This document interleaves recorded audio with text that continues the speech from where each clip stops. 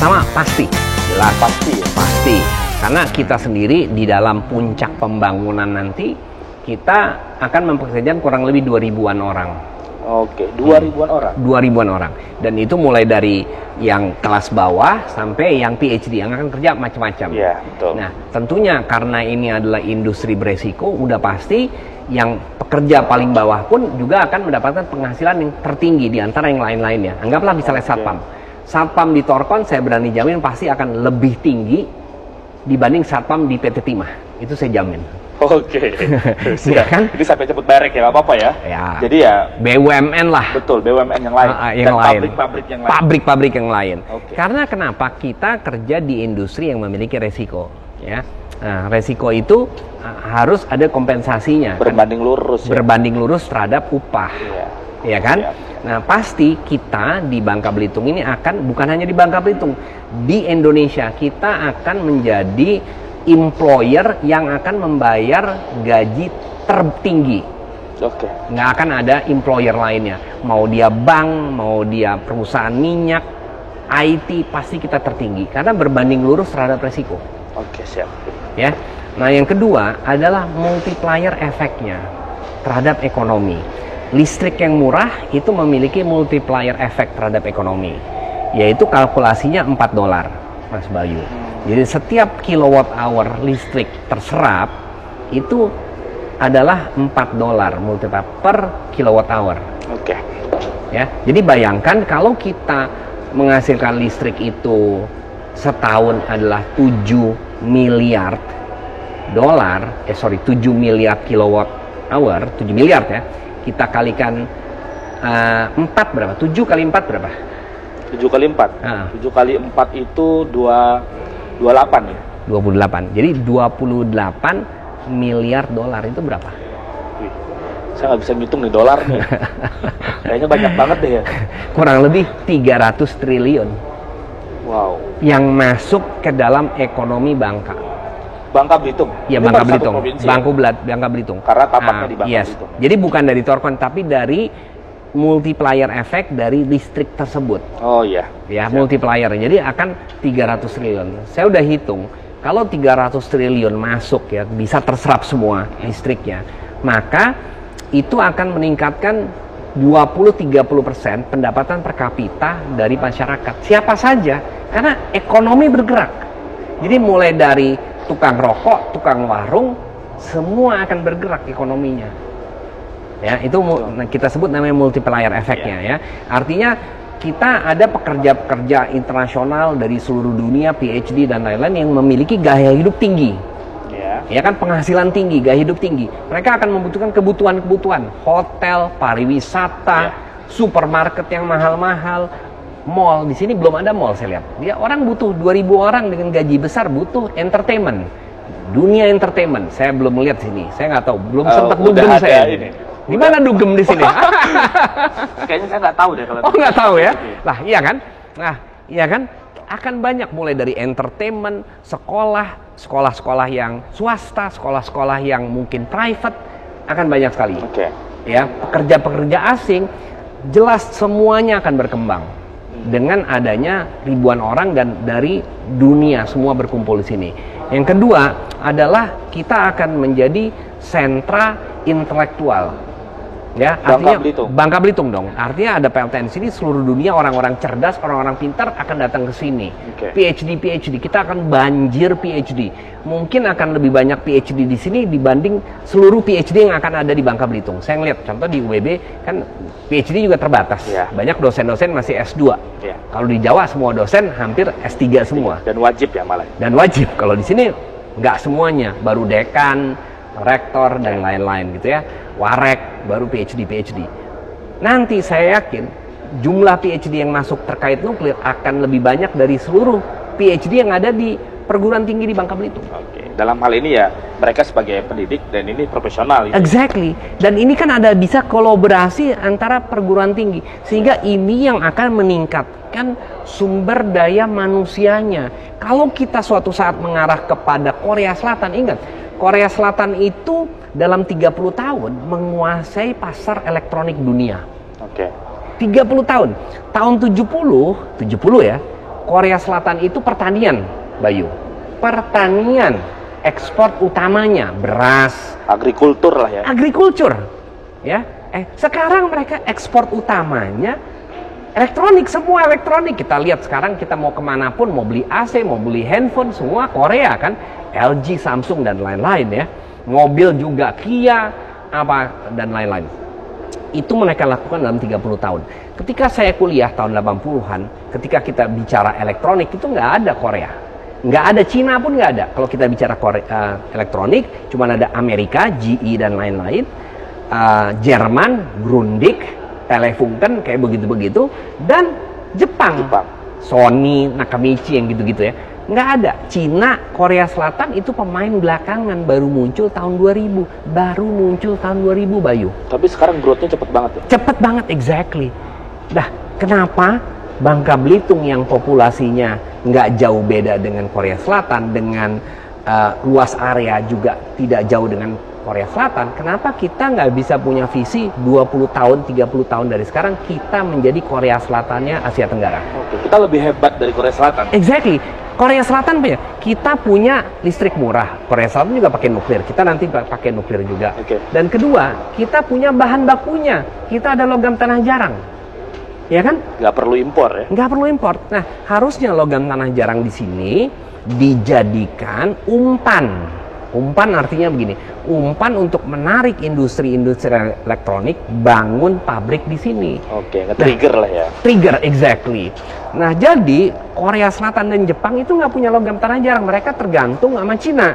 Nah, banyak dalam sejarah di masa lalu itu dipermainkan sama Cina karena bersaing dengan Korea Selatan dan Jepang. Ketika awal-awal Cina baru masuk ke elektronik, jadi ditahan logam tanah, sehingga akhirnya harga Jepang dan Korea Selatan naik kan. Mereka harus beli logam tanah jarang yang muter kan, ya muter melalui negara-negara lain. Walaupun akhirnya Cina-Cina juga, tapi melalui negara A, B, C, D, baru akhirnya ke Korea, ke Jepang.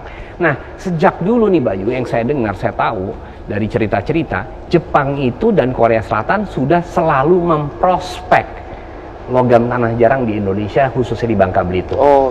Udah berkali-kali datang ke sini, namun nggak pernah terjadi deal. Kenapa? Sampai detik ini kita nggak tahu jumlahnya berapa itu. Karena nggak dikelola atau karena? Karena nggak pernah dihitung. Saya juga nggak tahu kenapa.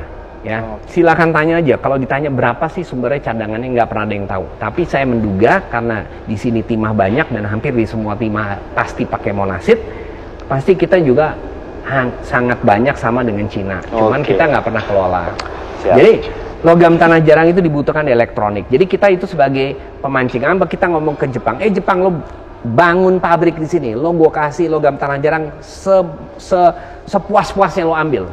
Sepuas-puas, tapi lo bangun bukan hanya pabrik logam tanah jarangnya, tapi lo bangun pabrik komponennya.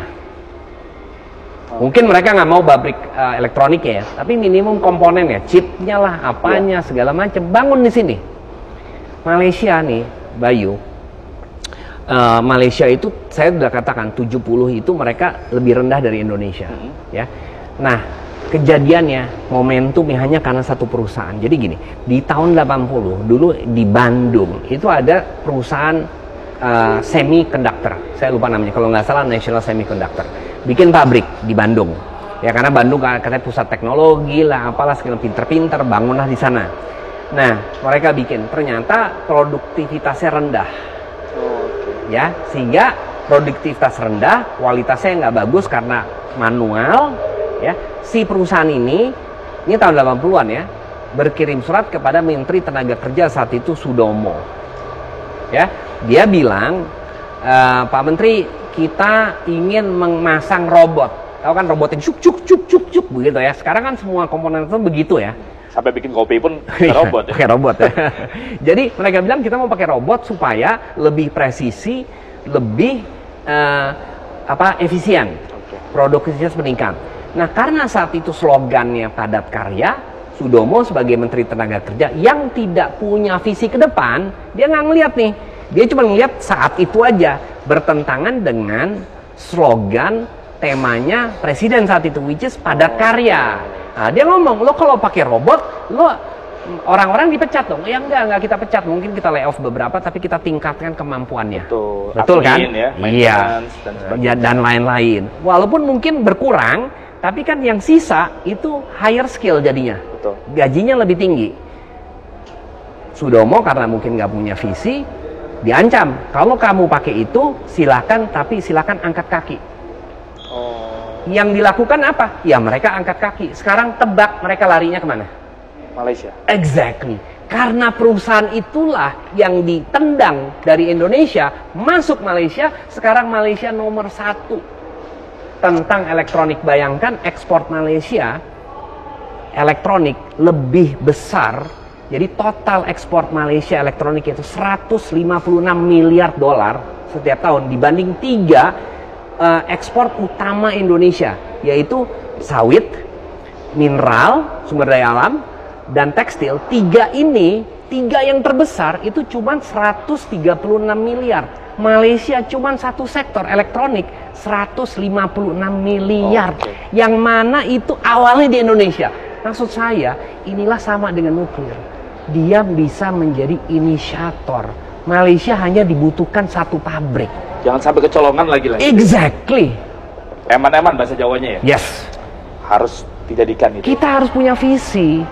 Jadi balik lagi, saya melihat PLTN ini bukan tentang nuklir, tentang bagaimana merubah peradaban bangsa Indonesia menuju peradaban maju, peradaban 3.0 atau 4.0.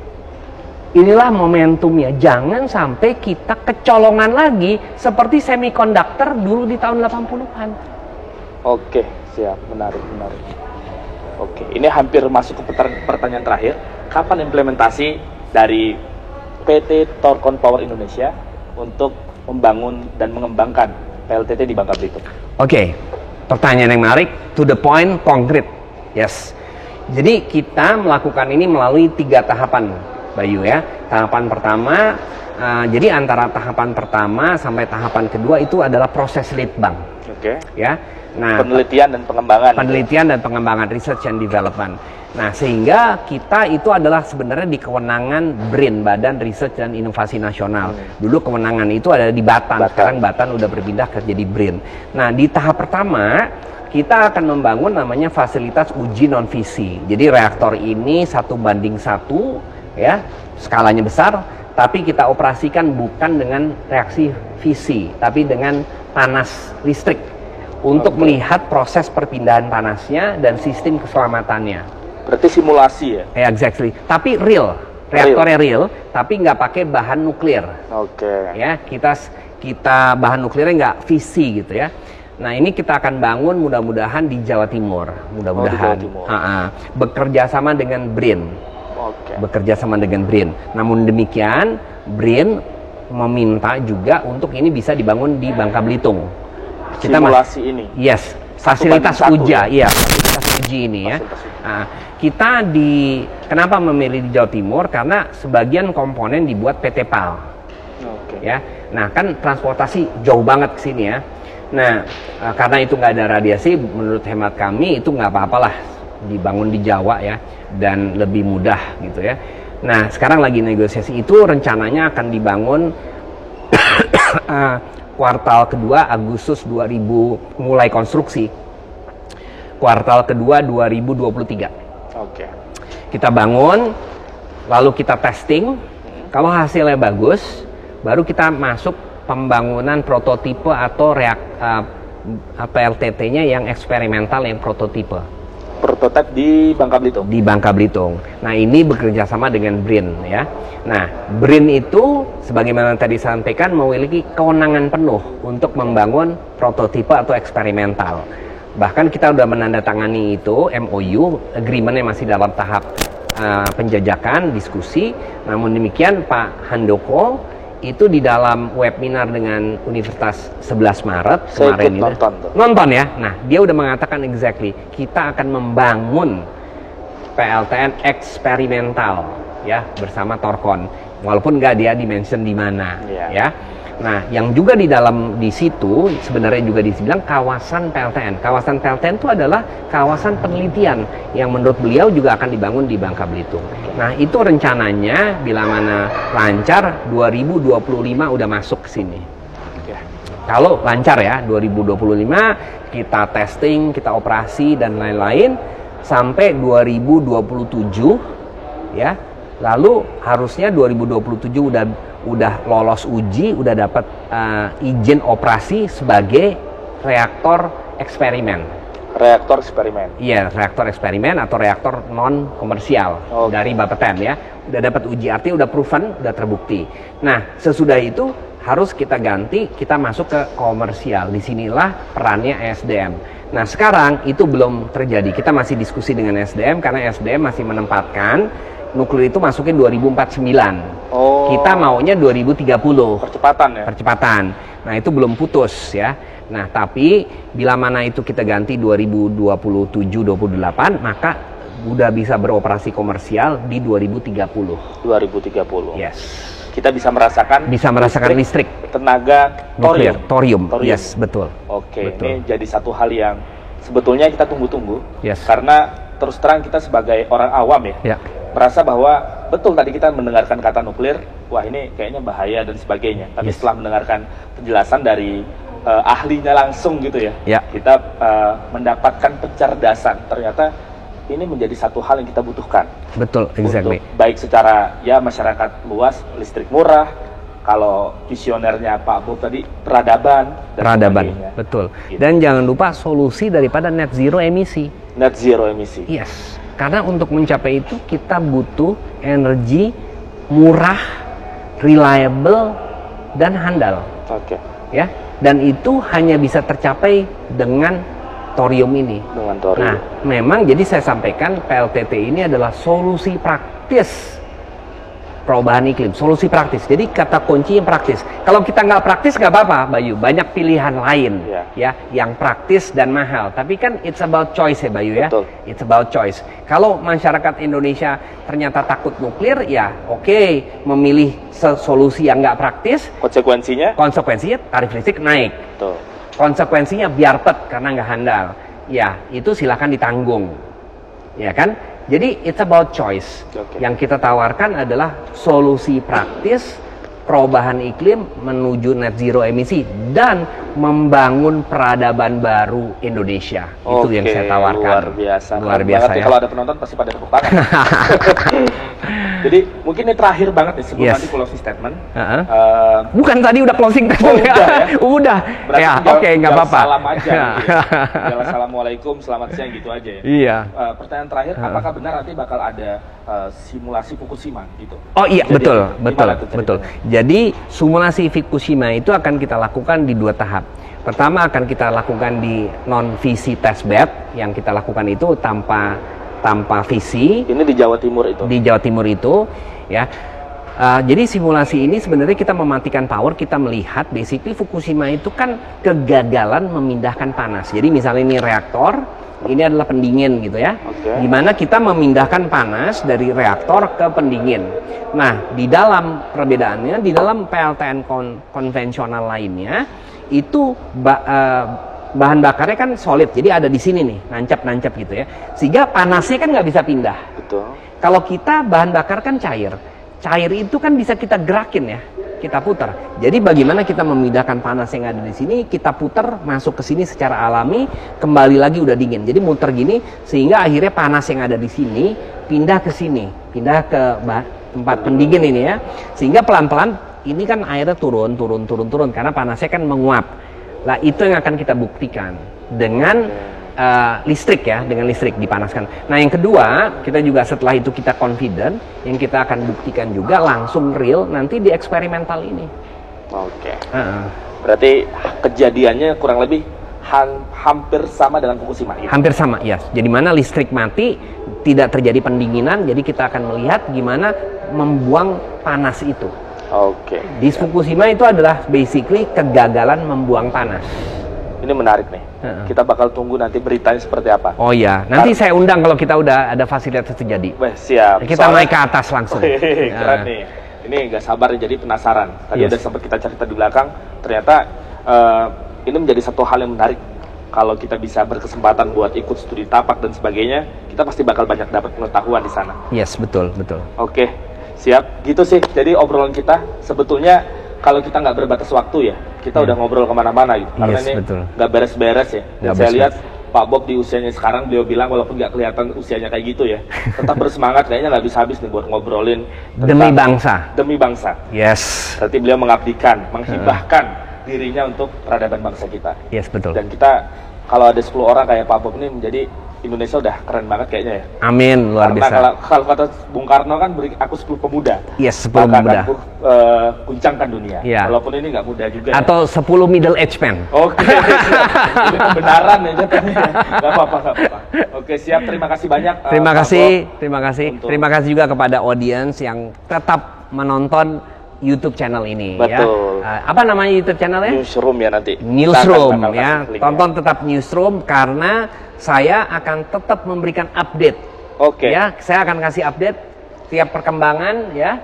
Kita akan update dan kita akan bikin podcast terus. Oke, berarti ini bakal kita tagih nih janjinya Pak Bob. Yes. Kira-kira udah ada perkembangan kayak gimana nih? Yes. Tiba-tiba kita datang, Pak Bob, ini listrik udah murah belum? Gitu. Masih jauh itu, 8 Oh, tahun masih lagi jauh. ya. Oh, 8 tahun bentar lah. Oh iya, sebentar. Kita doakan Pak Bob sehat-sehat terus, Yes. bersama timnya sehat-sehat terus. Yes. Nanti kalau bolak-balik Bangka bisa kita silaturahim dan sebagainya. Boleh. Kita bisa kolaborasi dan Mungkin kita lain-lain. juga bisa bicara tentang ekonomi, Betul, ya, sosialnya sosialnya, nggak harus tentang nuklirnya. Oke, ya, siap. karena saya banyak ya menguasai juga tentang ekonomi dan hubungannya tentang energi. Karena ekonomi dan energi itu terkait, Mas Bayu. Oke, siap. Itu yang kita tunggu-tunggu teman-teman semua. Terima kasih atas perhatian kawan-kawan. Jangan lupa subscribe. Nanti untuk diskusi selanjutnya, teman-teman boleh kasih saran di komentar. Pengen coba diskusi tentang apa? Karena kita akan berfokus kepada teknologi dan energi. Jadi teman-teman pengen saran mengundang siapa dan lain-lain. Kalau kita bisa fasilitasi, kita akan hadirkan pembicara-pembicara atau narasumber kita yang sesuai dengan permintaannya kawan-kawan. Sampai jumpa, sampai ketemu di podcast selanjutnya. Thank you. Oke, makasih Luar banyak. biasa. Gimana nih? Ya, gini. Siap. Ya, sip. Thank you. Banyak, Luar Bob. biasa. Ini